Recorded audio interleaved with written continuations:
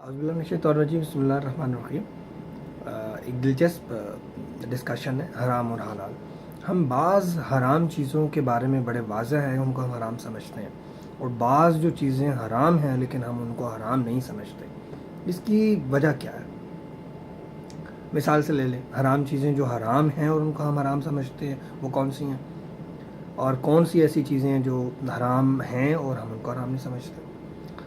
पहले वो जो हराम हैं और हम उनको मानते हैं। जैसे खाने की बात करें, गोश्त जो हम खाते हैं, मुर्गी का, बकरी का, गाय का, हलाल जानवरों का और हलाल परिंदों का गोश्त खाते हैं, वो सारे हलाल हैं। सबको इस बारे में क्लियर है। किसी बच्चे से पूछ लें, बाहर पूछ लें, अनपढ़ से, पढ़े लिखे से, कहीं भी किसी भी गांव में, किसी भी उस एरिया में पूछ लें, मुसलमानों की मैं बात कर रहा हूँ, वहाँ वो बड़ा क्लियर है। इसके अलावा जो हराम है, फॉर एग्ज़ाम्पल आप किसी को कहें जी मैंने आज गधे का गोश्त बनाया, कोई भी नहीं खाएगा। या कोई ये कह रहा है कि ये मुर्गी जो बनाई थी ये पहले ही मर गई थी, इसको हलाल हमने नहीं किया, तकबीर नहीं पड़ी और मरी हुई थी उसका गोश्त, तो आपकी कैसी कैफियत होगी? इसी तरीके से जो मुर्दा किसी चीज़ का गोश्त है, इन्हीं चीज़ों में से वही चीज़ें ज़िंदा होती हैं तो हलाल होती हैं, खाती हैं, और अगर तकबीर नहीं पड़ी और मुर्दा हो जाती हैं हम खाते हैं। और बता दिया जाए, नहीं बता रहा तो वो तो अलग बात है, हमें नहीं पता चलेगा, लेकिन अगर हमें बता दिया जाए तो हमारी क्या कैफियत होती है, तो हम उसको नहीं खाते। इस बारे में बड़ी वाज़ह बात क्लियर है। इसकी वजह क्या है? हम जब घरों में होते हैं हमें ये चीज़ सिखाई जाती है, ये हराम, और हम अपने सामने होता देखते हैं, तकबीर पढ़ते हैं, अगर ना पढ़ें तो फेंक देते हैं, ठीक है। मर जाए कोई चीज़ तो उसको, वही गोश्त होता है लेकिन उसको नहीं पकाते, बाहर फेंक देते हैं, ढेरों पे, डस्टबिन में डाल देते हैं। इसी तरीके से हम बाहर स्कूलों में आते हैं, हमें ये चीज़ें मिलती हैं, प्रैक्टिकल भी ये चीज़ें देखने को मिलती हैं। कम्युनिटी में आते हैं, यही चीज़ें सुनने को भी मिलती हैं और प्रैक्टिकल भी मिलती हैं। यानी इस पे किसी किसी की कोई दूसरी राय नहीं है। मतलब ये है, ये एक स्टैंडर्ड तय है, हर जगह एक स्टैंडर्ड तय है, तो दुनिया उसके ऊपर चलती है, उसको मानती है, उसको एक्सेप्ट करती है। अब दूसरी तरफ आ जाए कि जो चीज़ें हराम हैं लेकिन हम उनको हराम मानते तो हैं लेकिन उस पर अमल नहीं करते, यानी उनको इस्तेमाल करते हैं।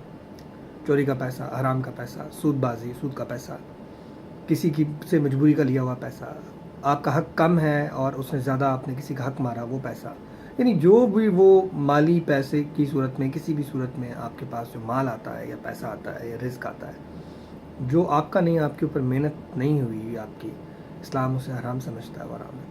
वो मैं हराम क्यों नहीं लगता? 90% लोग, मैं कह सकता हूँ 80% लोग मेरे मुशाहिदे में, जो दाएँ बाएँ इर्द गिर्द मेरी मुशाहिदों में रहते हैं, जो मेरे सामने हैं, उनमें मैंने ये चीज़ देखी है, मैं उसकी बेस पे बात कर रहा हूँ।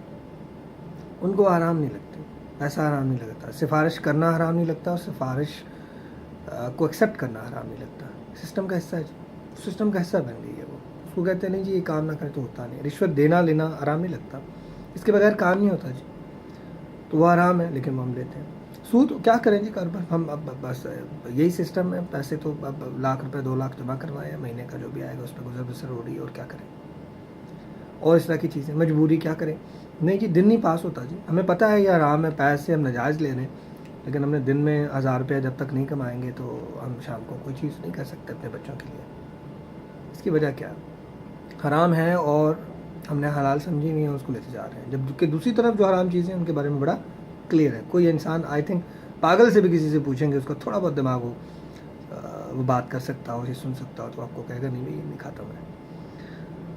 इसकी बुनियादी वजह जो मैंने समझी है वो ये है कि ये हमें घर में कहते हैं झूठ बोलना बुरी बात है, सूद हराम होता है, पैसा इस तरह हराम होता है, ये चीज़ें समझ में आ गई, स्कूल में यही पढ़ा, ठीक है, प्रैक्टिकली भी कुछ सामने देखा, ठीक है, कम्युनिटी में जब प्रैक्टिकल लाइफ में आए, हमने सामने मुशाहिदा किया, कभी हमारे घर में अगर कोई चीज़ आ रही है तो हम उसको समझते हैं स्कूल में तो हमें पढ़ाई की हराम है, लेकिन वो आ रही है, ठीक है, हमारे पेरेंट्स या कोई जो घर वाले थे वो खाते थे या करते थे, हमारे सामने बच्चे उनके सामने बड़े हो रहे हैं, वो देख रहे होते हैं, वो उसमें डबल माइंड हो गए।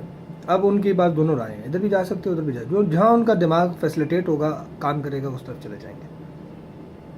माशरे में आए, उसमें भी उन्होंने देखा, उधर उन्होंने सब कहा था सिफारिश करनी नहीं है, यहाँ सिफारिश के बगैर काम चलता नहीं है, तो हराम तो उसको मैं समझता था, लेकिन अब उसके बगैर काम नहीं चलता, सब लोग कर रहे हैं मैं भी कर लेता हूँ, तो यार हराम होता तो सारे ना करते ना, लाइक दैट। इस तरीके से फिर सूद की बात आ गई, पैसे चोरी की बात आ गई, اسٹیٹ اوے چوری کرنا، اس کی چوری کی بات نہیں کر رہا. کرپشن کے بہت سارے طریقے ہوتے ہیں. ٹائم کی صورت میں ٹائم کم دینا، پیسے زیادہ لے لینا، چیز غلط دینا، اور اس طرح کی کئی چیزیں ہیں.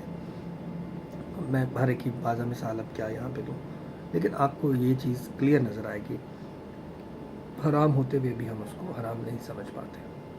وجہ دو راستے ہیں کمیونٹی کے اندر، دونوں راستے موجود ہیں. جب تک یہ دوسرا راستہ ہم بند نہیں کریں گے، پہلے جو حرام کھانے والی چیزیں ہیں، وہ گوشت کی میں نے اگزامپل دی، اس کی طرح یہ ساری چیزیں کمیونٹی میں گھر سے لے کر باہر تک پریکٹیکل لائف میں ہمیں جب سب کہیں گے نو نو نو، تو آنے والی جو نسلیں ہیں وہ اس طرف چلی جائیں گے. ان سب چیز کو ریلی یقین مانیے وہ حرام سمجھیں گے.